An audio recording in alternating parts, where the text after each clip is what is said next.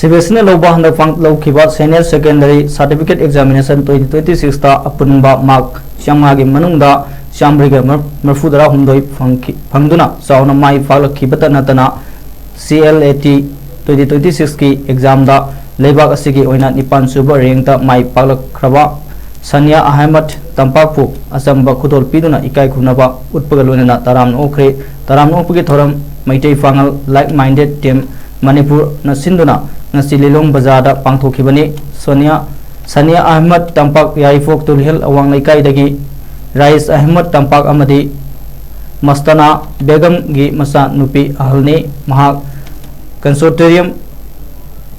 Of national law universities ना लौबा common law admission test 2026 ता ऑल इंडिया की ओइना निपान सुबा रैंक दा माई पालकतुना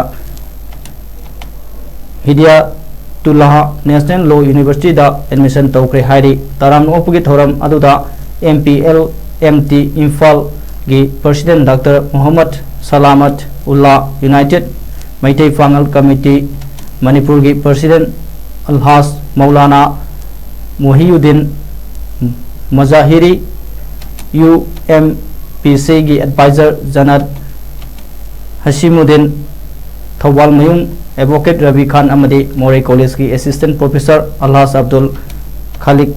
ना प्रेसिडेंट मेंबर सिंह ओइना सरुक याखी थोरम अदुगी वंगांगलोई सिंगना सनिया तंपाक की तुंगी फुनसिना माई पाकपा ओइरसनु हाइबो वाफम कया फोंदोनखी।